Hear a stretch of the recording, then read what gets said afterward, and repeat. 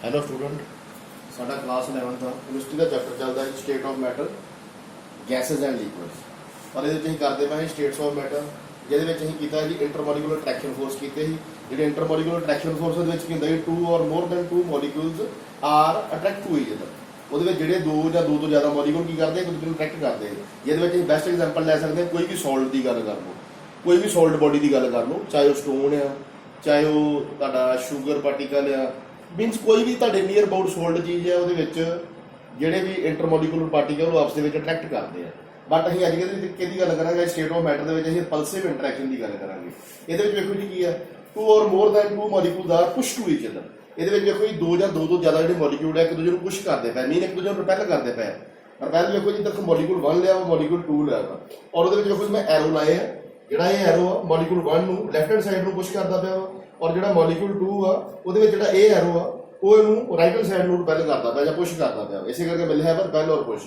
ठीक है जी और उस तो बाद देखो जी जोड़ा रिपल्सिव इंटरैक्शन है कहते करके होंगे वा ये कितना डन होंगे वा देखो जी रिपल्सिव इंटरैक्शन जोड़ा वा वो एक मेजर रोल है थर्मल एनर्जी का थर्मल एनर्जी देखो जी पहले की होंगी है this type of energy is produced by temperature after heating any salt object देखो जी कोई भी जो सॉल्ट ऑब्जेक्ट है उन्होंने हीट किया जाता वा जो हीट किया जाता वा वो टैंपरेचर इनक्रीज होंगे वा जो टैंपरेचर इनक्रीज होंगे वा वो थर्मल एनर्जी जी है क्रिएट होती है I am repeating my sentence साढ़े को कोई सॉल्ट ऑब्जेक्ट है जी चाहे कोई खंड की शुगर पार्टिकल की गल कर लो चाहे किसी होर मैटल की गल कर लो मीनस जो कोई भी सॉल्ट ऑब्जेक्ट है अगर उन्होंने हीट करते हैं वह टैंपरेचर की करूँगा जी इनक्रीज होगा वह टैंपरेचर राइज करूँगा जो टैंपरेचर राइज करूँगा वो थर्मल एनर्जी इनक्रीज होगी थर्मल एनर्जी क्या करके क्रिएट होती है जी टैंपरेचर करके यह बॉडी को हीट करने करके थर्मल एनर्जी क्रिएट होती है उस तो बाद देखो जी आप एग्जाम्पल ना समझते हैं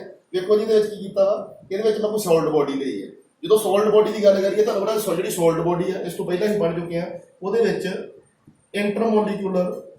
इंटरमोलिकुलर अट्रैक्शन फोर्स जोड़ा वा इंटरमोलिकुलर अट्रैक्शन फोर्स जोड़ा जी की होंगे वा मैक्सीमम होंगे ये इंटरमोलिकुलर अट्रैक्शन फोर्स जो मैक्सीमम होंगे वा देखो जी जो इंटरमोलिकुलर अट्रैक्शन फोर्स है तुम अपनी कापी से पूरा लिखना वा मैं शॉर्ट के लिखता वा जो तुम शॉर्ट लिखा मैं गलत करूँगा सो देखो जी सॉल्ट बॉडी के तुम पता जो पार्टिकल बहुत क्लोज होंगे हैं इस करके इंटरमोलिकुलर अट्रैक्शन फोर्स जो मैक्सीमम होंगे वा ये पहला पढ़ चुके हैं कि जो सॉल्ट कोई भी सॉल्ट ऑब्जेक्ट है वो जो इंटरमोलिकुलर पार्टिकल है उन्होंने इंटरमोलिकुलर अट्रैक्शन फोर्स जो मैक्सीमम होंगे वा उस तो बाद देखो जो सॉल्ट है सॉल्ट को किया मैं हीट करता मैं इन्हू थर्मल एनर्जी दे दी है थर्मल एनर्जी को डेल्टा ना लिखते हैं जी प्लीज इन्होंने नोट रखियो बहुत बुक्स में डेल्टा ही दिता होंगे वा सो देखो जी अं सॉल्ट बॉडी की गल करिए सॉल्ट बॉडी के जिन्ने भी पार्टिकल होंगे जिन्ने भी इंटरमोलिकुलर पार्टिकल होंगे बिल्कुल क्लोज होंगे हैं सो उन्होंने इंटरमोलिकुलर अट्रैक्शन फोर्स जो मैक्सीमम होंगे वा उस तो बाद देखो जो सॉल्ट है सॉल्ट को मैं किया हीट करता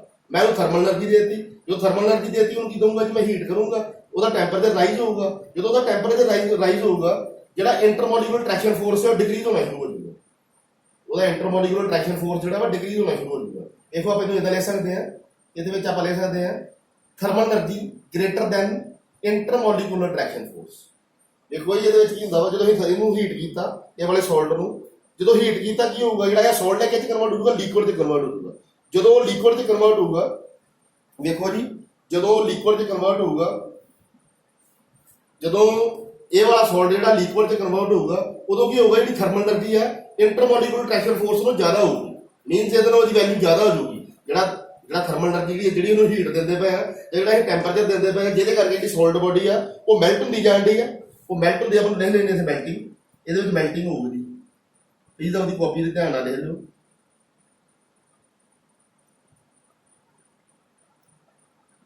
आप लिखांगे मैल्टिंग देखो जी मैल्टिंग कदों होती है जो किसी सॉल्ट बॉडी को अं थर्मल एनर्जी प्रोवाइड की जो थर्मल एनर्जी की value greater than intermolecular attraction force होगी उस तो बाद की होगा जी जो thermal energy greater than intermolecular attraction force होगी ये होगी जी ये सॉल्ट बॉडी जी मेल्ट कर दूगी और मेल्ट हो करूँगी लिक्विड से कन्वर्ट हो जाएगी उस तो बाद देखो जी उस तो बाद तुम करना वा जो लिक्विड है उन्होंने होर थर्मल एनर्जी प्रोवाइड करनी है उन्होंने तुम होर थर्मल एनर्जी प्रोवाइड करोगे जो तुम होर थर्मल एनर्जी प्रोवाइड की फिर की होगा जी फिर देखो जी मैं होर दस देना वा उस तो बाद फिर की होगा इतने फिर तुम नोट कर लो thermal energy greater than intermolecular attraction force देखो जी ਇਹਦੇ ਵਿੱਚ ਕੀ ਹੈ, ਥਰਮਲ એનર્ਜੀ ਹੋਰ ਪ੍ਰੋਵਾਈਡ ਕੀਤੀ, ਜਿਹੜੀ ਥਰਮਲ એનર્ਜੀ ਆ ਉਹਦੀ value greater than intermolecular force ਹੋ ਜੂਗੀ। ਮੀਨਸ ਉਹਦੀ ਵੈਲਿਊ ਇੰਨੀ ਜ਼ਿਆਦਾ ਵੱਧ ਜੂਗੀ ਕਿ ਇੰਟਰਮੋਲੀਕੂਲਰ ਫੋਰਸ ਬਹੁਤ ਘਟ ਜੂਗਾ, ਇਹ ਬਹੁਤ ਮਿਨੀਮਮ ਹੋ ਜੂਗਾ, ਇਹ ਬਹੁਤ ਹੀ ਮੈਕਸਿਮਮ ਹੋ ਜੂਗੀ। ਔਰ ਤੁਹਾਡਾ ਜਿਹੜਾ ਲਿਕੁਇਡ ਉਹ ਬੋਇਲ ਕਰਨਾ ਸ਼ੁਰੂ ਕਰ ਜੂਗਾ। ਜਦੋਂ ਬੋਇਲ ਹੋਊਗਾ ਫਿਰ ਕੀ ਕਰੂਗਾ, ਜਿਹੜਾ ਲਿਕੁਇਡ ਕਿਹ 'ਚ ਕਨਵਰਟ ਹੋ ਜੂਗਾ, ਗੈਸ 'ਚ ਕਨਵਰਟ ਹੋ ਜੂਗਾ। ਇਹਦੇ ਵਾਸਤੇ ਕਰਨਾ ਜੀ ਤੁਸੀਂ, ਇਹਦੇ ਵਾਸਤੇ ਕਰਨਾ ਵਾ 2 ਜਾਂ 3 ਸਪੂਨ ਸ਼ੂਗਰ ਦੇ ਲੈਣੇ ਆ ਔਰ ਉਹਨੂੰ ਕਿਸੇ ਕੰਟੇਨਰ 'ਚ ਪਾ ਕੇ ਗਰਮ ਕਰਨਾ ਵਾ। ਗਰਮ ਕਰਕੇ ਵੇਖੋ ਜਿਹੜੀ ਸੋਲਟ ਸ਼ੂਗਰ ਆ, ਜੋ ਤੁਸੀਂ ਥੋੜਾ ਜਿਹਾ ਉਹਨੂੰ ਟੈਂਪਰੇਚਰ ਦੋਗੇ ਪਹਿਲਾਂ ਲਿਕੁਇਡ 'ਚ ਕਨਵਰਟ ਹੋਊਗੀ। ਅਗਰ ਬਹੁਤ ਜ਼ਿਆਦਾ ਉਹਨੂੰ ਗਰਮ ਕਰ ਦੋਗੇ ਤਾਂ ਗੈਸ 'ਚ ਕਨਵਰਟ ਹੋ ਜੂਗੀ। ਔਰ ਬਹੁਤ ਜ਼ਿਆਦਾ ਮਤਲਬ ਇਹਨੂੰ ਹੋਰ ਜ਼ਿਆਦਾ ਹੀਟ ਕਰੋਗੇ ਤਾਂ ਉਹਦਾ ਕਹਿ ਸਕਦੇ ਕਿ ਸਾਰੀ ਵੈਪੋਰੇਟ ਹੀ ਹੋ ਜੂਗੀ ਵਿੱਚੋਂ। ਇਹ ਵਾਲੀ ਤੁਸੀਂ ਐਕਟੀਵਿਟੀ ਘਰੇ ਕਰਕੇ ਦੇਖ ਸਕਦੇ ਜੀ। ਔਰ ਇਹਦੇ 'ਚ ਚੀਜ਼ ਤੁਸੀਂ ਅਬਜ਼ਰਵ ਕਰਨੀ, ਚੀਜ਼ ਫੀਲ ਕਰਨੀ ਹੈ ਕਿ ਜੋ ਅਸੀਂ ਥਰਮਲ ਐਨਰਜੀ ਦਿੰਦੇ ਆ, ਇੰਟਰਮੋਲੀਕੂਲਰ ਟ੍ਰੈਕਸ਼ਨ ਫੋਰਸ ਜਿਹੜਾ ਵਾ ਮਿਨੀਮਮ ਹੋ ਜਾਂਦਾ ਵਾ। ਸੋ ਉਹਦੇ ਵਾਸਤੇ ਦੇਖੋ ਜੀ, ਜਿਹੜੀ ਇਹ ਗੈਸ ਆ ਅਗਰ ਇਹਨੂੰ ਫੇਰ ਠੰਡਾ ਕਰ ਦੇਣਾ, ਇਹਨੂੰ ਫੇਰ ਕੂਲ ਕਰ ਦੇਣਾ, ਵੇਖੋ ਮੈਂ ਇਕੁਇਲਿਬਰੀਅਮ ਦਾ ਸਾਈਨ ਬਣਾਇਆ ਵਾ। ਜਿਹੜੀ ਗੈਸ ਹੈ ਇਹਨੂੰ ਫੇਰ ਠੰਡਾ ਕਰਤਾ, ਕੂਲ ਕਰਤਾ ਵਾ, ਜਿਹੜੀ ਇਹ ਗੈਸ ਕਰਕੇ ਕਨਵਰਟ ਹੋ ਜੂਗੀ, ਲਿਕੁਇਡ 'ਚ ਕਨਵਰਟ ਹੋ ਜੂਗੀ। ਮੀਨ ਤੁਹਾਡਾ intermolecular traction force greater than thermal energy ਹੋ ਜੂਗਾ। ਉਸ ਤੋਂ ਬਾਅਦ ਵੇਖੋ ਜਿਹੜਾ ਲਿਕੁਇਡ ਹੈ ਇਹਨੂੰ ਫਰਦਰ ਫੇਰ ਕੂਲ ਕਰਤਾ, ਜਿਹੜਾ ਇਹ ਲਿਕੁਇਡ ਨੂੰ ਫਰਦਰ ਫੇਰ ਇਹਦੀ ਕੂਲਿੰਗ ਕਰਤੀ। ਹੁਣ ਜਦੋਂ ਇਹਨੂੰ ਫੇਰ ਕੂਲ ਕੀਤਾ, ਇੱਥੇ ਵੀ ਕੀ ਹੋਊਗਾ ਜੀ, ਜਿਹੜਾ ਇੰਟਰਮੋਲੀਕੂਲਰ ਟ੍ਰੈਕਸ਼ਨ ਫੋਰਸ ਹੈ ਉਹ ਗ੍ਰੇਟਰ ਦੈਨ ਥਰਮਲ ਐਨਰਜੀ ਹੋ ਜੂਗਾ। ਮੀਨਸ ਇਹਦਾ ਆਪੋਜ਼ਿਟ ਕੰਮ ਕਰੂਗਾ। ਜਦੋਂ ਇਹ intermolecular traction force greater than thermal energy ਹੋ ਗਿਆ, ਜਿਹੜਾ ਇਹ ਲਿਕੁਇਡ ਹੈ ਫੇਰ ਕਿਹ 'ਚ ਕਨਵਰਟ ਹੋਊਗਾ ਜੀ, ਸੋਲਟ 'ਚ ਕਨਵਰਟ ਹੋ ਜੂਗਾ। ਸੋ ਇਹ ਵਾਲੀ ਐਕਟੀਵਿਟੀ ਤੁਸੀਂ ਕਰਕੇ ਦੇਖ ਸਕਦੇ ਜੀ। ਉਸ ਤੋਂ ਬਾਅਦ ਦੇਖੋ ਜੀ, ਸੈਕੰਡ ਆਪਾਂ ਇਹਦੇ ਵਿੱਚ ਗੱਲ ਕਰਦੇ ਹਾਂ inter conversion of state of matter. ਇਹਦੇ ਵਿੱਚ ਵੇਖੋ ਜੀ, ਇਹ ਵੀ ਬਹੁਤ ਵਧੀਆ ਐਗਜ਼ਾਮਪਲ ਆ। ਵੈਸੇ ਤੁਸੀਂ ਕਈ ਵਾਰ ਕੀਤੀ ਹੋਣੀ ਹੈ ਇਹ ਐਗਜ਼ਾਮਪਲ, ਤੁਹਾਨੂੰ ਪਤਾ ਹੀ ਹੋਣੀ ਸਾਰਿਆਂ ਨੂੰ, ਕਿਉਂਕਿ ਇਹ ਐਗਜ਼ਾਮਪਲ ਜਿਹੜੀ ਆ ਬਹੁਤ ਫੇਮਸ ਐਗਜ਼ਾਮਪਲ ਆ। ਆਈਸ ਦੀ ਐਗਜ਼ਾਮਪਲ ਲਈ ਹੈ ਜੀ, ਤੁਹਾਨੂੰ ਸਾਰਿਆਂ ਨੂੰ ਪਤਾ, ਬਰਫ਼ ਸਾਰਿਆਂ ਨੇ ਵੇਖੀ ਹੈ। ਦੇਖੋ ਜੀ ਆਈਸ ਜਿਹੜੀ ਆ, ਜਦੋਂ ਅਸੀਂ -5 ਡਿਗਰੀ ਦੀ ਗੱਲ ਕਰੀਏ ਜਾਂ 4 ਡਿਗਰੀ ਦੀ ਗੱਲ ਕਰੀਏ, ਸਾਡੀ ਆਈਸ ਹੁੰਦੀ ਹੈ। ਸੋ ਆਈਸ ਕਿਹੜੀ ਫਾਰਮ ਦੇ ਵਿੱਚ ਹੁੰਦੀ ਹੈ, ਸਾਰਿਆਂ ਨੂੰ ਪਤਾ ਹੀ ਸੋਲਟ ਫਾਰਮ ਦੇ ਵਿੱਚ ਹੁੰਦੀ ਹੈ। ਔਰ ਜਿਹੜੀ ਸੋਲਟ ਬੋਡੀ ਆ ਉਹਦੇ ਵਿੱਚ ਕੀ ਹੁੰਦਾ ਜੀ, ਇੰਟਰਮੋਲੀਕੂਲਰ ਟ੍ਰੈਕਸ਼ਨ ਫੋਰਸ ਜਿਹੜਾ ਵਾ ਮੈਕਸਿਮਮ ਹੁੰਦਾ ਵਾ। ਉਸ ਤੋਂ ਬਾਅਦ ਦੇਖੋ ਜੀ, ਉਹਨੂੰ ਥੋੜੀ ਜਿਹੀ ਥਰਮਲ ਐਨਰਜੀ ਪ੍ਰੋਵਾਈਡ ਕੀਤੀ। ਜਦੋਂ ਮੈਂ ਇਹਨੂੰ ਥਰਮਲ ਐਨਰਜੀ ਪ੍ਰੋਵਾਈਡ ਕੀਤੀ, ਕੀ ਹੋਊਗਾ ਜੀ, thermal energy thermal energy greater than intermolecular traction force. ਜਦੋਂ ਇਹ ਵਾਲੀ ਕੰਡੀਸ਼ਨ ਆਊਗੀ, ਕੀ ਹੋਊਗਾ, ਜਿਹੜੀ ਬਰਫ਼ ਆ ਮੈਲਟ ਹੋਣੀ ਸ਼ੁਰੂ ਹੋ ਜੂਗੀ। ਮੀਨਸ ਇਹ ਜਿਹੜੀ ਸੋਲਟ ਆਈਸ ਆ ਉਹ ਮੈਲਟ ਹੋਣੀ ਸ਼ੁਰੂ ਹੋਗੀ, ਔਰ ਮੈਲਟ ਹੋ ਕੇ ਆਈਸ ਵਿੱਚ ਕਨਵਰਟ ਹੋ ਜੂਗੀ, H2O ਦੇ ਵਿੱਚ ਕਨਵਰਟ ਹੋ ਜੂਗੀ, ਮੀਨ ਲਿਕੁਇਡ ਵਾਟਰ ਦੇ ਵਿੱਚ ਕਨਵਰਟ ਹੋ ਜੂਗੀ। ਉਸ ਤੋਂ ਬਾਅਦ ਜਦੋਂ ਫਰਦਰ ਇਹਨੂੰ ਹੋਰ ਥਰਮਲ ਐਨਰਜੀ ਪ੍ਰੋਵਾਈਡ ਕੀਤੀ, ਹੁਣ ਕੀ ਹੋਊਗਾ ਜੀ, thermal energy greater than intermolecular traction force. ਹੁਣ ਕੀ ਹੋਊਗਾ ਜੀ, ਜਦੋਂ ਇਹ ਵਾਲੀ ਕੰਡੀਸ਼ਨ ਹੋਈ, ਮੀਨਸ ਇੱਥੇ ਬੋਇਲਿੰਗ ਹੋ ਜੂਗੀ। ਔਰ ਜਦੋਂ ਇੱਥੇ ਬੋਇਲਿੰਗ ਹੋਊਗੀ, ਜਿਹੜਾ ਤੁਹਾਡਾ ਵਾਟਰ ਲਿਕੁਇਡ ਹੈ ਉਹ ਕਿਹ 'ਚ ਕਨਵਰਟ ਹੋ ਜੂਗਾ, ਗੈਸ 'ਚ ਕਨਵਰਟ ਹੋ ਜੂਗਾ। ਮੀਨ ਵਾਟਰ ਤੁਹਾਡਾ ਵੇਪਰ 'ਚ ਕਨਵਰਟ ਹੋ ਜੂਗਾ, ਵਾਟਰ ਵੇਪਰ 'ਚ ਕਨਵਰਟ ਹੋ ਜੂਗਾ। ਇਸੇ ਕਰਕੇ ਮੈਂ H2O ਗੈਸ ਲਿਆ ਵਾ। ਉਸ ਤੋਂ ਬਾਅਦ ਸੇਮ ਉਹ ਕੰਡੀਸ਼ਨ ਹੈ ਜੀ, ਜਿਹੜਾ ਇਹ H2O ਗੈਸ ਹੈ ਇਹਨੂੰ ਮੈਂ ਫਰਦਰ ਫੇਰ ਕੂਲ ਕੀਤਾ, ਇਕੁਇਲਿਬਰੀਅਮ ਦਾ ਸਾਈਨ ਬਣਾਇਆ ਵਾ, ਇਹਨੂੰ ਮੈਂ ਠੰਡਾ ਕੀਤਾ, intermolecular traction force less than thermal energy. ਇੱਥੇ ਵਿੱਚ ਜਿਹੜਾ ਆਈ ਆ ਇੰਟਰਮੋਲੀਕੂਲਰ ਟ੍ਰੈਕਸ਼ਨ ਫੋਰਸ ਆ ਉਹ ਥਰਮਲ ਐਨਰਜੀ ਤੋਂ ਘਟ ਜਾਂਦਾ ਵਾ। ਮੀਨਸ ਜਿਹੜਾ ਤੁਹਾਡਾ ਵਾਟਰ ਗੈਸ ਦੇ ਵਿੱਚ ਕਨਵਰਟ ਹੈ ਉਹ ਠੰਡਾ ਹੋ ਕੇ ਚ ਕਨਵਰਟ ਹੋ ਜੂਗਾ, ਫਿਰ ਲਿਕੁਇਡ 'ਚ ਕਨਵਰਟ ਹੋ ਜੂਗਾ। ਅਗਰ ਤੁਸੀਂ ਇਹ ਵਾਲੇ ਲਿਕੁਇਡ ਨੂੰ ਹੋਰ ਕੂਲ ਕਰ ਦਿੰਦੇ ਜੇ, ਮੰਨ ਲਓ ਹੋਰ ਠੰਡਾ ਕਰ ਦਿੰਦੇ ਜੇ, ਇੱਥੇ ਵੀ ਕੀ ਹੋਊਗਾ, intermolecular traction force greater than thermal energy. ਇੱਥੇ ਜਿਹੜਾ ਉਲਟਾ ਕੰਮ ਕਰਨਾ ਸ਼ੁਰੂ ਕਰ ਦੂਗਾ, ਫਿਰ ਕੀ ਹੋਏਗਾ, ਜਿਹੜਾ ਤੁਹਾਡਾ ਵਾਟਰ ਹੈ ਉਹ ਫਿਰ ਕਿੱਥੇ ਕਨਵਰਟ ਹੋ ਜੂਗਾ, ਵਾਟਰ ਤੋਂ ਸੋਲਟ ਆਈਸ ਦੇ ਵਿੱਚ ਕਨਵਰਟ ਹੋ ਜੂਗਾ। ਸੋ ਇਦਾਂ ਕਰਕੇ ਇਹ ਵਾਲੀ ਕੰਡੀਸ਼ਨ ਚੱਲਦੀ ਰਹਿੰਦੀ ਆ। ਇਹਨੂੰ ਬੋਲਦੇ ਨੇ inter conversion of state of matter. ਔਰ ਇਹ ਤੁਸੀਂ ਫੀਲ ਵੀ ਕਰ ਸਕਦੇ ਜੇ, ਘਰੇ ਕਰਕੇ ਦੇਖ ਸਕਦੇ। ਆਈਸ ਦਾ ਇੱਕ ਪੀਸ ਲੈ ਲੈਣਾ, ਉਹਨੂੰ ਪਹਿਲਾਂ ਹੀਟ ਅਪ ਕਰਕੇ ਵੇਖ ਲੈਣਾ, ਇਹ ਚੀਜ਼ਾਂ ਅਬਜ਼ਰਵ ਕਰਨੀਆਂ ਕਿ ਥਰਮਲ ਐਨਰਜੀ ਵਾਕਿਆ ਹੀ ਗ੍ਰੇਟਰ ਦੈਨ ਹੁੰਦੀ ਹੈ ਇੰਟਰਮੋਲੀਕੂਲਰ ਟ੍ਰੈਕਸ਼ਨ ਫੋਰਸ, ਕਿ ਵਾਕਿਆ ਹੀ ਇੱਥੇ thermal energy greater than intermolecular traction force ਹੁੰਦੀ ਹੈ। ਜਾਂ ਜਦੋਂ ਇਹਨੂੰ ਅਸੀਂ ਠੰਡਾ ਕਰਦੇ ਆ, ਜਿਹੜਾ ਵਾਟਰ ਆ ਜਿਹੜੀ ਵਾਟਰ ਵੇਪਰ ਹੈ, ਅਗਰ ਉਹਨੂੰ ਕੂਲ ਕਰਦੇ ਆ, ਉਹਨੂੰ ਠੰਡਾ ਕਰਦੇ ਆ, ਤੇ ਵਾਕਿਆ ਹੀ ਇੰਟਰਮੋਲੀਕੂਲਰ ਟ੍ਰੈਕਸ਼ਨ ਫੋਰਸ ਜਿਹੜਾ ਲੈਸ ਦੈਨ ਥਰਮਲ ਐਨਰਜੀ ਹੁੰਦਾ ਵਾ। ਅਗਰ ਇਹ ਜਿਹੜੇ ਲਿਕੁਇਡ ਨੂੰ ਹੋਰ ਵਾਕਿਆ ਠੰਡਾ ਕਰਦੇ ਆ, ਇਹਨੂੰ ਕੂਲ ਕਰਦੇ ਆ ਵਾਲੇ ਲਿਕੁਇਡ ਨੂੰ, ਵਾਕਿਆ ਹੀ ਉੱਥੇ intermolecular traction force less than thermal energy ਹੁੰਦਾ ਵਾ, ਔਰ ਫਿਰ ਆਈਸ ਬਣ ਜਾਂਦੀ ਹੈ। ਇਹ ਵਾਲੀ ਚੀਜ਼ ਤੁਸੀਂ ਅਬਜ਼ਰਵ ਕਰ ਸਕਦੇ ਜੀ। ਉਸ ਤੋਂ ਬਾਅਦ ਦੇਖੋ ਜੀ, ਇੱਕ ਬਹੁਤ ਅੱਛਾ ਪੁਆਇੰਟ ਹੈ ਜਿਹਨੂੰ ਬੋਲਦੇ ਆ ਟ੍ਰਿਪਲ ਪੁਆਇੰਟ। ਦੇਖੋ ਇਹ ਟ੍ਰਿਪਲ ਪੁਆਇੰਟ ਦੇ ਵਿੱਚ ਕੀ ਆ, ਇੱਕ ਆਪਾਂ ਪਹਿਲਾਂ ਇਹਨੂੰ ਥੋੜਾ ਪੜ੍ਹ ਲੈਂਦੇ ਆ, ਇਹਦੀ ਡੈਫੀਨੇਸ਼ਨ ਪੜ੍ਹ ਲੈਂਦੇ ਆ, ਤੁਹਾਡੇ ਵਾਸਤੇ ਬਹੁਤ ਇੰਪੋਰਟੈਂਟ ਹੈ ਜੀ। Triple point is the temperature and pressure at which solid, liquid and vapor phases of a particular substance is coexist in equilibrium। देखो जी ट्रिपल पॉइंट एक ਇਹੋ ਜਿਹਾ ਪੁਆਇੰਟ ਆ ਜਿਹਦੇ ਵਿੱਚ ਇੱਕ ਗ੍ਰਾਫ ਬਣਦਾ ਵਾ। ਸਾਡੇ y ਐਕਸਿਸ ਦੇ ਉੱਤੇ ਪ੍ਰੈਸ਼ਰ ਹੁੰਦਾ ਵਾ, ਸਾਡੇ x ਐਕਸਿਸ ਦੇ ਉੱਤੇ ਟੈਂਪਰੇਚਰ ਹੁੰਦਾ ਵਾ, ਔਰ ਉਹਦੇ ਵਿੱਚ ਇੱਕ ਟ੍ਰਿਪਲ ਪੁਆਇੰਟ ਬਣਦਾ ਵਾ ਜਿੱਥੇ solid phase, liquid phase and gaseous phase, main solid, liquid ਔਰ ਵੇਪਰ ਫੇਸ ਜਿਹੜੇ ਆ ਤਿੰਨੋਂ ਹੀ ਸਾਈਮਲਟੇਨੀਅਸਲੀ ਉਹ ਪੁਆਇੰਟ ਦੇ ਉੱਤੇ ਮੀਟ ਕਰਦੇ ਆ। ਤਿੰਨੋਂ ਹੀ ਇੱਕ ਪੁਆਇੰਟ ਟ੍ਰਿਪਲ ਪੁਆਇੰਟ ਹੁੰਦਾ ਵਾ ਜਿੱਥੇ ਸੋਲਟ ਲਿਕੁਇਡ ਔਰ ਗੈਸ ਪੁਆਇੰਟ ਜਿਹੜੇ ਆ ਤਿੰਨੋਂ ਹੀ ਮੀਟ ਕਰਦੇ ਆ। ਸੋ ਉਹਦੇ ਵਾਸਤੇ ਵੇਖੋ ਜੀ ਮੈਂ ਇੱਕ ਡਾਇਗਰਾਮ ਬਣਾਈ ਹੈ, ਡੈਫੀਨੇਸ਼ਨ ਤਾਂ ਤੁਸੀਂ ਵੇਖ ਹੀ ਲਈ ਆ ਕਿ ਉਹਦੇ ਵਿੱਚ ਕੋਈ ਵੀ ਸਾਡਾ ਸੋਲਟ ਲਿਕੁਇਡ ਔਰ ਵੇਪਰ ਜਿਹੜਾ ਵਾ ਸਾਈਮਲਟੇਨੀਅਸਲੀ ਇੱਕ ਪੁਆਇੰਟ ਦੇ ਉੱਤੇ ਮੀਟ ਕਰਦੇ ਆ। ਸੋ ਵੇਖੋ ਜੀ ਇਹ ਮੇਰਾ y ਐਕਸਿਸ ਹੈ, ਇਹ ਮੇਰਾ y ਐਕਸਿਸ ਹੈ, ਇੱਥੇ ਮੈਂ ਕੀ ਲਿਆ ਜੀ ਪ੍ਰੈਸ਼ਰ ਲਿਆ ਵਾ। ਇਹ ਮੇਰਾ x ਐਕਸਿਸ ਹੈ, ਇਧਰ ਨੂੰ ਮੈਂ ਟੈਂਪਰੇਚਰ ਲਿਆ ਵਾ। ਵੇਖੋ ਜੀ ਇਹਦੇ ਵਿੱਚ ਕੀ ਆ, ਇਹ ਵਾਲਾ ਮੇਰਾ ਟ੍ਰਿਪਲ ਪੁਆਇੰਟ ਹੈ ਜਿਹਨੂੰ ਮੈਂ ਡਾਟਡ ਕੀਤਾ ਵਾ, ਟੀ ਦੇ ਨਾਲ ਡੋਟ ਕੀਤਾ ਵਾ, ਔਰ ਇਹ ਮੇਰਾ ਟ੍ਰਿਪਲ ਪੁਆਇੰਟ ਹੈ। ਵੇਖੋ ਜੀ ਜਿਹੜਾ ਇਹ ਟ੍ਰਿਪਲ ਪੁਆਇੰਟ ਹੈ ਤੇ ਲੈਫਟ ਹੈਂਡ ਸਾਈਡ ਤੇ ਸੋਲਟ ਫੇਸ ਹੈ, ਇਹਦੇ ਰਾਈਟ ਹੈਂਡ ਸਾਈਡ ਤੇ ਲਿਕੁਇਡ ਫੇਸ ਹੈ, ਔਰ ਇਹਦੇ ਬਿਲਕੁਲ ਬੋਟਮ ਸਾਈਡ ਤੇ ਗੈਸੀਅਸ ਫੇਸ ਹੈ। ਤਿੰਨੋਂ ਫੇਸ ਹੈ, ਔਰ ਵੇਖੋ ਜੀ ਇਹ ਤਿੰਨੋਂ ਫੇਸ ਇਹ ਪੁਆਇੰਟ ਨੂੰ ਟੱਚ ਕਰਦੇ ਪਏ। ਇਹ ਜਿਹੜਾ ਟ੍ਰਿਪਲ ਪੁਆਇੰਟ ਨੂੰ ਟੱਚ ਕਰਦੇ ਪਏ, ਇੱਥੇ ਦੇਖੋ ਸੋਲਟ ਵੀ ਨੂੰ ਟੱਚ ਕਰਦਾ ਪਿਆ ਵਾ, ਇਹਨੂੰ ਲਿਕੁਇਡ ਵੀ ਟੱਚ ਕਰਦਾ ਪਿਆ ਵਾ, ਔਰ ਇਹਨੂੰ ਗੈਸੀਅਸ ਵੀ ਟੱਚ ਕਰਦਾ ਪਿਆ। ਮੀਨਸ ਸਾਈਮਲਟੇਨੀਅਸਲੀ ਸੋਲਟ ਲਿਕੁਇਡ ਔਰ ਗੈਸ ਤਿੰਨੋਂ ਜਿਹੜੇ ਫੇਜ਼ ਆ ਉਹ ਇਹ ਵਾਲੇ ਪੁਆਇੰਟ ਨੂੰ ਟੱਚ ਕਰਦੇ ਪਏ। Simultaneously salt phase, liquid phase ਔਰ ਗੈਸੀਅਸ ਫੇਜ਼ ਇਹ ਵਾਲੇ ਪੁਆਇੰਟ ਨੂੰ ਟੱਚ ਕਰਦੇ ਪਏ, ਜਿਹਨੂੰ ਬੋਲਦੇ ਟ੍ਰਿਪਲ ਪੁਆਇੰਟ। ਔਰ ਇਹ ਟ੍ਰਿਪਲ ਪੁਆਇੰਟ ਕਿੰਨੇ ਪ੍ਰੈਸ਼ਰ ਤੇ ਹੁੰਦਾ ਔਰ ਕਿੰਨੇ ਟੈਂਪਰੇਚਰ ਤੇ ਹੁੰਦਾ ਵਾ। ਦੇਖੋ ਜੀ ਜਿਹੜਾ ਟ੍ਰਿਪਲ ਪੁਆਇੰਟ ਆ ਇਹਦਾ ਇੱਕ ਸਟੈਂਡਰਡ ਪ੍ਰੈਸ਼ਰ ਹੁੰਦਾ ਵਾ ਜਿਹਨੂੰ ਬੋਲਦੇ ਨੇ 4.58 mm ਮਰਕਰੀ। HG ਵੀ ਮਰਕਰੀ ਦਾ ਸਿੰਬਲ ਹੁੰਦਾ ਵਾ, ਪੀਰੀਓਡਿਕ ਟੇਬਲ ਚੈੱਕ ਕਰ ਸਕਦੇ ਜੇ। ਇਹਨਾਂ ਦਾ ਪ੍ਰੈਸ਼ਰ ਹੁੰਦਾ ਵਾ। ਉਸ ਤੋਂ ਬਾਅਦ ਦੇਖੋ ਟੈਂਪਰੇਚਰ ਕਿੰਨਾ ਹੁੰਦਾ 0.01 ਡਿਗਰੀ ਸੈਲਸੀਅਸ, ਬਹੁਤ ਘੱਟ ਟੈਂਪਰੇਚਰ ਹੁੰਦਾ ਵਾ, ਔਰ ਪ੍ਰੈਸ਼ਰ ਕਾਫੀ ਹਾਈ ਹੁੰਦਾ ਵਾ। ਜਿੱਥੇ ਕੀ ਹੈ ਜੀ ਸਾਡਾ ਟ੍ਰਿਪਲ ਪੁਆਇੰਟ ਬਣਦਾ ਵਾ, ਜਿੱਥੇ ਸਾਡਾ solid phase, liquid phase and gaseous phase simultaneously ਉਹ ਪੁਆਇੰਟ ਦੇ ਉੱਤੇ ਮੀਟ ਕਰਦੇ ਆ, ਟੱਚ ਕਰਦੇ ਆ, ਜਾਂ ਫਿਰ ਇੱਕੋ ਸਮੇਂ ਸੋਲਟ, ਲਿਕੁਇਡ ਔਰ ਗੈਸੀਅਸ ਫੇਜ਼ ਜਿਹੜੇ ਆ ਮਿਲਦੇ ਆ। ਠੀਕ ਹੈ ਜੀ, ਸਾਈਮਲਟੇਨੀਅਸ ਹੁੰਦਾ ਇੱਕੋ ਸਮੇਂ। ਸੋ ਸੋਲਟ ਫੇਜ਼, ਲਿਕੁਇਡ ਫੇਜ਼ ਔਰ ਗੈਸੀਅਸ ਫੇਜ਼ ਸਾਈਮਲਟੇਨੀਅਸਲੀ ਟ੍ਰਿਪਲ ਪੁਆਇੰਟ ਦੇ ਉੱਤੇ ਮੀਟ ਕਰਦੇ ਆ ਜਾਂ ਉਹਨੂੰ ਟੱਚ ਕਰਦੇ ਆ। ਸੋ ਇਹਦਾ ਪ੍ਰੈਸ਼ਰ ਹੁੰਦਾ ਵਾ 4.58 mm ਮਰਕਰੀ ਔਰ ਟੈਂਪਰੇਚਰ ਹੁੰਦਾ 0.01 ਡਿਗਰੀ ਸੈਲਸੀਅਸ। ਉਸ ਤੋਂ ਬਾਅਦ ਟ੍ਰਿਪਲ ਪੁਆਇੰਟ ਤੋਂ ਬਾਅਦ ਵੇਖੋ ਜੀ ਆ ਜਾਓ ਤੁਸੀਂ ਮੈਲਟਿੰਗ ਪੁਆਇੰਟ ਤੇ। ਸੋ ਵੇਖੋ ਜੀ ਮੈਲਟਿੰਗ ਪੁਆਇੰਟ ਵੀ ਬਹੁਤ ਵਧੀਆ ਪੁਆਇੰਟ ਹੈ ਤੁਹਾਡੇ ਵਾਸਤੇ। ਸੋ ਆਪਾਂ ਮੈਲਟਿੰਗ ਪੁਆਇੰਟ ਨੂੰ ਆਪਾਂ ਡਿਸਕਸ ਕਰਦੇ ਹਾਂ।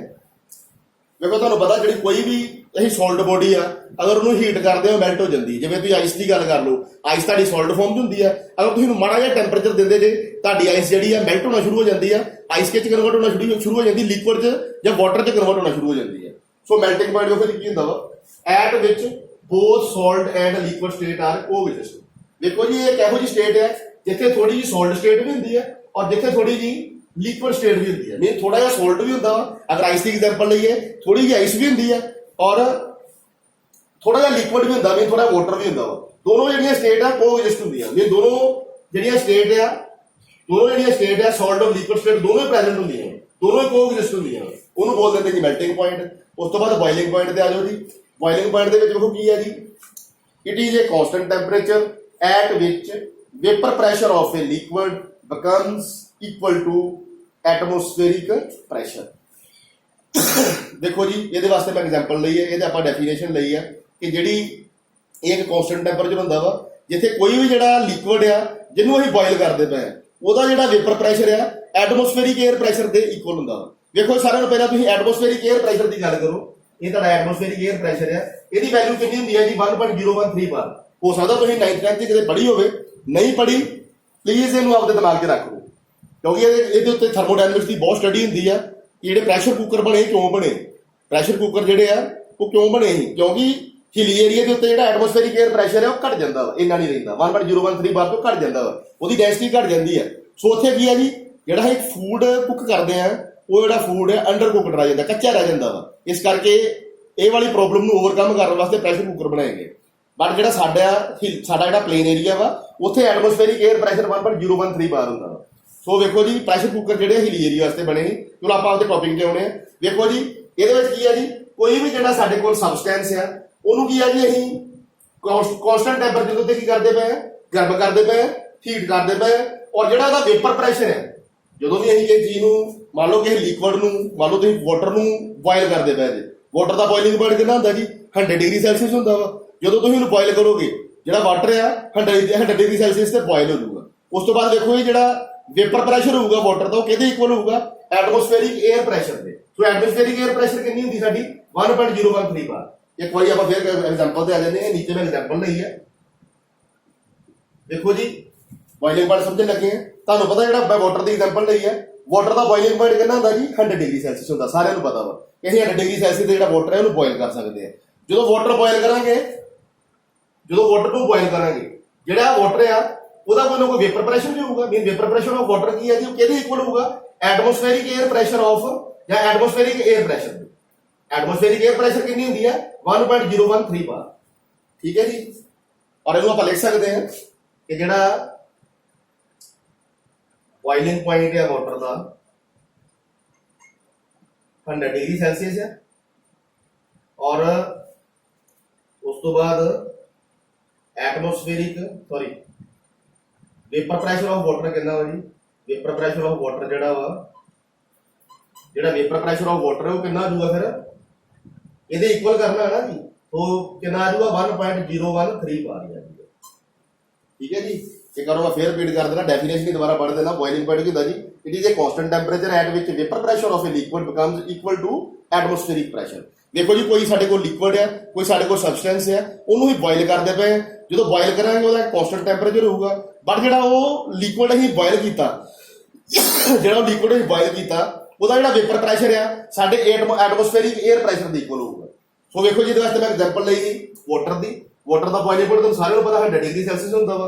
ਸੋ ਵਾਟਰ ਦਾ ਵੇਪਰ ਪ੍ਰੈਸ਼ਰ ਕਿੰਨਾ ਹੋਊਗਾ, ਸੋ ਅਸੀਂ ਲਿਖਿਆ ਡੈਫੀਨੇਸ਼ਨ ਦੇ ਵਿੱਚ ਕੋ ਕਿਹਦੇ ਇਕੁਅਲ ਹੁੰਦਾ ਵਾ, ਐਟਮੋਸਫੇਰਿਕ 에ਅਰ ਪ੍ਰੈਸ਼ਰ ਦੇ। ਸੋ ਐਟਮੋਸਫੇਰਿਕ 에ਅਰ ਪ੍ਰੈਸ਼ਰ ਦੀ ਕਾਂਸਟੈਂਟ ਵੈਲਿਊ ਹੁੰਦੀ ਹੈ, ਉਹ ਅਸੀਂ ਪਹਿਲਾਂ ਲਿਖੀ ਹੈ 1.013 bar. So vapour pressure of water ਕਿਹਦੇ ਇਕੁਅਲ ਹੈ, atmospheric air pressure of air. So ਆਪਾਂ ਇਦਾਂ ਲਿਖ ਸਕਦੇ ਹਾਂ, boiling point of water is 100 degree Celsius and vapour pressure of water is 1.013 bar is equal to atmospheric air pressure, ਠੀਕ ਹੈ ਜੀ। ਉਸ ਤੋਂ ਬਾਅਦ ਦੇਖੋ ਜੀ, ਅੱਗੇ ਸਾਡੀ ਲਾਸਟ ਵਨ ਟੌਪਿਕ ਆ ਗੈਸੀਅਸ ਸਟੇਟ। ਇਹਦੇ ਵਿੱਚ ਤੁਸੀਂ ਇੱਕ ਚੀਜ਼ ਬੜੇ ਚੇਤੇ ਰੱਖਣਾ ਵਾ ਕਿ ਅਸੀਂ ਜਿਹੜਾ ਸਟੇਟ ਆਫ ਮੈਟਰ ਚੈਪਟਰ ਹੈ ਨਾ ਜੀ, ਇਹਦੇ ਵਿੱਚ ਸਿਰਫ ਅਸੀਂ ਗੈਸਸ ਔਰ ਲਿਕੁਇਡ ਦੀ ਜਿਹੜੀਆਂ ਸਟੱਡੀ ਕਰਨੀਆਂ ਵਾ। ਸੋਲਡ ਜਿਹੜਾ ਅਸੀਂ ਨਹੀਂ ਸਟੱਡੀ ਕਰਨਾ, ਜਿਹੜਾ ਸੋਲਡ ਆ ਉਹ ਅਸੀਂ +2 ਦੇ ਵਿੱਚ ਸਟੱਡੀ ਕਰਨਾ ਵਾ। ਇਹਦੇ ਵਿੱਚ ਸਿਰਫ ਸਟੇਟ ਆਫ ਮੈਟਰ ਦੇ ਵਿੱਚ ਕੀ ਹੈ ਜੀ, ਅਸੀਂ ਗੈਸਸ ਸਟੱਡੀ ਕਰਨੀਆਂ ਵਾ ਔਰ ਲਿਕੁਇਡ ਸਟੱਡੀ ਕਰਨੀ, ਔਰ ਇਹਦੀਆਂ ਪ੍ਰੋਪਰਟੀਜ਼ ਜਿਹੜੀਆਂ ਉਹ ਸਟੱਡੀ ਕਰਨੀਆਂ ਵਾ। ਬਟ ਜਿਹੜਾ ਸੋਲਡ ਆ ਉਹਨੂੰ ਅਸੀਂ +2 ਦੇ ਵਿੱਚ ਸਟੱਡੀ ਕਰਨਾ ਵਾ। ਸੋ ਇਹ ਚੀਜ਼ ਤੁਸੀਂ please keep in your mind, ਜਿਹੜਾ ਸਟੇਟ ਆਫ ਮੈਟਰ ਚੈਪਟਰ ਹੈ ਉਹਦੇ ਵਿੱਚ ਸਿਰਫ ਇਹ ਗੈਸਸ ਦੀ ਸਟੱਡੀ ਕਰਾਂਗੇ ਔਰ ਲਿਕੁਇਡ ਸਟੱਡੀ ਕਰਾਂਗੇ। ਜਿਹੜਾ ਸੋਲਡ ਵਾਲਾ ਪੋਰਸ਼ਨ ਹੈ ਉਹ ਅਸੀਂ +2 ਦੇ ਵਿੱਚ ਸਟੱਡੀ ਕਰਾਂਗੇ। ਸੋ ਵੇਖੋ ਜੀ, ਜਿਹੜਾ ਗੈਸੀਅਸ ਸਟੇਟ ਹੈ ਇਹਨੂੰ ਕਰਨ ਵਾਸਤੇ ਮੈਂ ਥੋੜਾ ਜਿਹਾ ਰਬ ਕਰੂੰਗਾ, ਉਸ ਤੋਂ ਬਾਅਦ ਆਪਾਂ ਕੰਟੀਨਿਊ ਕਰਦੇ ਹਾਂ। ਇਹਦੇ ਬਾਅਦ ਮੈਨੂੰ ਥੋੜੀ ਜਿਹੀ ਸਪੇਸ ਦੀ ਜ਼ਰੂਰਤ ਪਊਗੀ, ਸੋ ਆਪਾਂ ਇਹਨੂੰ ਥੋੜਾ ਰੇਜ਼ ਕਰ ਲੈਂਦੇ ਹਾਂ। ਇਹ ਵਾਲੀਆਂ ਜਿਹੜੀਆਂ ਤੁਸੀਂ ਧਾਰੀਆਂ ਹੈਗੀਆਂ ਵਾ ਇਹਦੇ ਵਿੱਚ ਜੋ ਮੈਂ ਤੁਹਾਨੂੰ ਲਿਖਵਾਇਆ ਵਾ ਸਾਰਾ ਕਾਪੀ ਤੇ ਪਲੀਜ਼ ਵਧੀਆ ਕਰਕੇ ਨੋਟ ਕਰ ਲੈਣਾ ਇਹਨੂੰ, ਔਰ ਆਪਦੇ ਨੋਟਸ ਪ੍ਰਿਪੇਅਰ ਕਰ ਲੈਣਾ, ਕਿਉਂਕਿ ਜਦੋਂ ਤੁਸੀਂ ਅੱਗੇ ਜਾ ਕੇ ਆਪਦਾ ਪੜ੍ਹੋਗੇ ਔਰ ਇਹ ਵਾਲੀਆਂ ਚੀਜ਼ਾਂ ਤੁਹਾਨੂੰ ਥੋੜਾ ਜਿਹਾ ਸੌਲਵ ਕਰਨੀਆਂ। ਬੁੱਕ ਤੋਂ ਪੜ੍ਹਨਾ ਥੋੜਾ ਮੁਸ਼ਕਿਲ ਲੱਗਦਾ ਜੀ, ਔਰ ਇਹਨੂੰ ਥੋੜਾ ਸੌਖੇ ਤਰੀਕੇ ਨਾਲ ਸੌਖੇ ਵੇ ਨਾਲ ਅਸੀਂ ਐਕਸਪਲੇਨ ਕੀਤਾ ਹੁੰਦਾ ਵਾ। ਸੋ ਇਸ ਕਰਕੇ ਇਹਨੂੰ ਥੋੜਾ ਜਿਹਾ ਸੀਰੀਅਸ ਲੈਣਾ। ਸੋ ਵੇਖੋ ਜੀ, ਹੁਣ ਆਪਾਂ ਗੱਲ ਕਰ ਲੈਂਦੇ ਹਾਂ ਜੀ ਗੈਸੀਅਸ ਸਟੇਟ ਦੀ। ਸੋ ਗੈਸੀਅਸ ਸਟੇਟ ਦੇ ਵਿੱਚ ਵੇਖੋ ਜੀ, ਪੀਰੀਓਡਿਕ ਟੇਬਲ ਦੀ ਗੱਲ ਕਰ ਲਓ। ਸਾਡਾ ਜਿਹੜਾ ਪੀਰੀਓਡਿਕ ਟੇਬਲ ਆ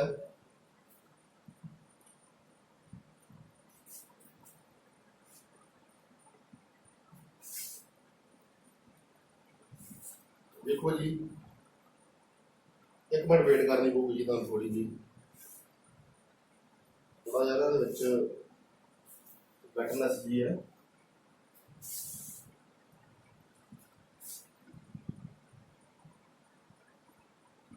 ਦੇਖੋ ਜੀ, ਪੀਰੀਓਡਿਕ ਟੇਬਲ ਦੀ ਆਪਾਂ ਗੱਲ ਕਰ ਲੈਂਦੇ ਹਾਂ। ਪੀਰੀਓਡਿਕ ਟੇਬਲ ਦੇ ਵਿੱਚ ਬਹੁਤ ਸਾਰੀਆਂ ਗੈਸਸ ਹੁੰਦੀਆਂ। ਦੇਖੋ ਜੀ, ਕਿਹੜੀਆਂ ਗੈਸਸ ਹੁੰਦੀਆਂ ਵਾ। ਅਸੀਂ ਅਗਰ ਪੀਰੀਓਡਿਕ ਟੇਬਲ ਦੀ ਰਾਈਟ ਹੈਂਡ ਸਾਈਡ ਦੀ ਗੱਲ ਕਰੀਏ, ਮੋਸਟਲੀ ਗੈਸਸ ਹੀ ਹੁੰਦੀਆਂ ਵਾ। ਸੋ ਦੇਖੋ ਜੀ, ਸਭ ਤੋਂ ਪਹਿਲਾਂ H ਹਾਈਡਰੋਜਨ ਸਾਡੀ ਗੈਸ ਹੀ ਹੁੰਦੀ ਆ। ਉਸ ਤੋਂ ਬਾਅਦ ਤੁਸੀਂ ਗੱਲ ਕਰ ਲਓ ਜੀ ਹੀਲੀਅਮ ਦੀ। ਹੀਲੀਅਮ ਤੋਂ ਤੁਸੀਂ ਬਾਅਦ ਗੱਲ ਕਰ ਲਓ ਜੀ ਨਾਈਟ੍ਰੋਜਨ ਦੀ ਗੱਲ ਕਰ ਲਓ। ਨਾਈਟ੍ਰੋਜਨ ਤੋਂ ਬਾਅਦ ਆਕਸੀਜਨ ਦੀ ਗੱਲ ਕਰ ਲਓ, ਫਲੋਰੀਨ ਦੀ ਗੱਲ ਕਰ ਲਓ, ਫਿਰ ਗਰੁੱਪ 70 ਦੇ ਕਲੋਰੀਨ ਦੀ ਗੱਲ ਕਰ ਲਓ।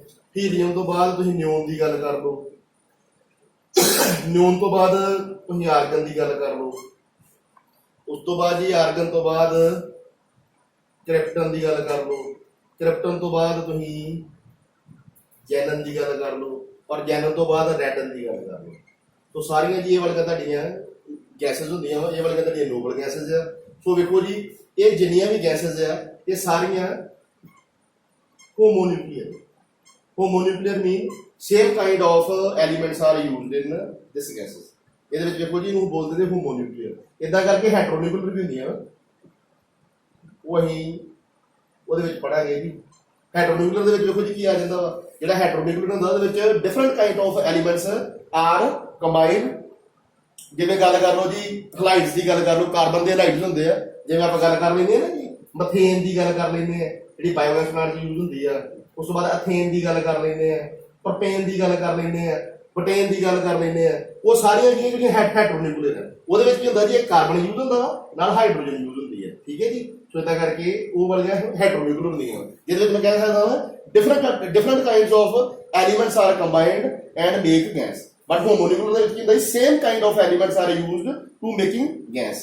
ਸੋ ਅਸੀਂ ਇਹਦੇ ਵਿੱਚ ਜਿਹੜੀਆਂ ਵੀ ਗੈਸਸ ਦੀ ਗੱਲ ਕੀਤੀ ਆ ਸਾਰੀਆਂ ਹੀ ਹੋਮੋਨਿਊਕਲੀਅਰ ਹੈ। ਹੈਟਰੋਨਿਊਕਲੀਅਰ ਕਿਹੜੀਆਂ ਹੁੰਦੀਆਂ, ਜਿਵੇਂ ਮਥੇਨ ਦੀ ਗੱਲ ਕਰ ਲਓ, ਅਥੇਨ ਦੀ ਗੱਲ ਕਰ ਲਓ, ਅਸੀਂ ਅੱਗੇ ਸਾਰਾ ਕੁਝ ਸਟੱਡੀ ਕਰਨਾ ਵਾ। ਸੋ ਵੇਖੋ ਜੀ ਉਸ ਤੋਂ ਬਾਅਦ ਆਪਾਂ ਉਹਦੇ ਮੇਨ ਪੁਆਇੰਟ ਤੇ ਆਉਂਦੇ ਹਾਂ। ਵੇਖੋ ਜੀ ਇਹਦੇ ਵਿੱਚ ਜਿਹੜੀਆਂ ਸਾਡੀਆਂ ਇਹ ਗੈਸਸ ਆ, ਨਾਈਟ੍ਰੋਜਨ ਦੀ ਗੱਲ ਕਰ ਲਓ, ਆਕਸੀਜਨ ਦੀ ਗੱਲ ਕਰ ਲਓ, ਫਲੋਰੀਨ ਦੀ ਗੱਲ ਕਰ ਲਓ, ਕਲੋਰੀਨ ਦੀ ਗੱਲ ਕਰ ਲਓ, ਉਸ ਤੋਂ ਬਾਅਦ ਹਾਈਡਰੋਜਨ ਦੀ ਗੱਲ ਕਰ ਲਓ, ਇਹ ਸਾਰੀਆਂ ਤੁਹਾਡੀਆਂ ਮੋਲੀਕੂਲਰ ਗੈਸਸ। ਇਹ ਤੁਹਾਡੀਆਂ ਸਾਰੀਆਂ ਜਿਹੜੀਆਂ ਵਾ ਮੋਲੀਕੂਲਰ ਗੈਸਸ। ਬਈ ਮੋਲੀਕੂਲਰ ਗੈਸਸ ਕਿਉਂ ਬੋਲਿਆ ਇਹਨਾਂ ਨੂੰ, ਮੈਂ ਤੁਹਾਨੂੰ ਚੈਪਟਰ ਕੀਤਾ ਤੁਸੀਂ chemical bonding and molecular structure, ਇਹਨਾਂ ਨੂੰ ਮੈਂ ਮੋਲੀਕੂਲਰ ਗੈਸਸ ਕਿਉਂ ਬੋਲਿਆ। ਦੇਖੋ ਜਦੋਂ ਹਾਈਡਰੋਜਨ ਜਦੋਂ ਵੀ ਮਿਲਦੀ ਹੈ ਸਾਨੂੰ H2 ਫਾਰਮ ਮਿਲਦੀ ਹੈ, ਨਾਈਟ੍ਰੋਜਨ ਜਦੋਂ ਮਿਲਦੀ ਹੈ N2 ਫਾਰਮ 'ਚ ਮਿਲਦੀ ਹੈ, ਆਕਸੀਜਨ ਜਦੋਂ ਮਿਲਦੀ ਹੈ O2 ਫਾਰਮ 'ਚ ਮਿਲਦੀ ਹੈ, ਫਲੋਰੀਨ ਜਦੋਂ ਮਿਲਦੀ ਹੈ F2 ਫਾਰਮ 'ਚ ਮਿਲਦੀ ਹੈ, ਕਲੋਰੀਨ ਜਦੋਂ ਮਿਲਦੀ ਹੈ C2Cl2 ਫਾਰਮ ਦੇ ਵਿੱਚ ਮਿਲਦੀ ਹੈ। ਮੀਨਸ ਇਹ ਜਦੋਂ ਵੀ ਗੈਸਸ ਮਿਲਦੀਆਂ ਵਾ ਕਹਿ ਸਕਦੇ ਹਾਂ ਕਿ ਕਲੋਰੀਨ ਦੇ ਦੋ ਮੋਲੀਕੂਲ ਕੰਬਾਈਨ ਹੋ ਕੇ ਗੈਸ ਬਣਦੀ ਹੈ, ਫਲੋਰੀਨ ਦੇ ਦੋ ਮੋਲੀਕੂਲ ਕੰਬਾਈਨ ਹੋ ਕੇ ਗੈਸ ਬਣਦੀ ਹੈ, ਆਕਸੀਜਨ ਦੇ ਦੋ ਜਿਹੜੇ ਕਹਿ ਸਕਦੇ ਮੋਲੀਕੂਲ ਮਿਲ ਕੇ ਗੈਸ ਬਣਦੀ ਹੈ, ਨਾਈਟ੍ਰੋਜਨ ਦੇ ਦੋ ਐਲੀਮੈਂਟ ਮਿਲ ਕੇ ਉਹਦੀ ਮੋਲੀਕੂਲਰ ਗੈਸ ਬਣਦੀ ਹੈ, ਹਾਈਡਰੋਜਨ ਦੇ ਦੋ ਐਲੀਮੈਂਟ ਮਿਲ ਕੇ ਉਹ ਤੋਂ ਮੋਲੀਕੂਲਰ ਗੈਸ ਬਣਦੀ ਹੈ। ਉਸ ਤੋਂ ਬਾਅਦ ਆ ਜਾਓ ਤੁਸੀਂ ਗਰੁੱਪ 18 ਤੇ, ਜਿਹੜੀ ਇਹ ਹੀਲੀਅਮ, ਨਿਊਨ, ਆਰਗਨ, ਕ੍ਰਿਪਟਨ, ਜੈਨਨ, ਰੈਨਨ।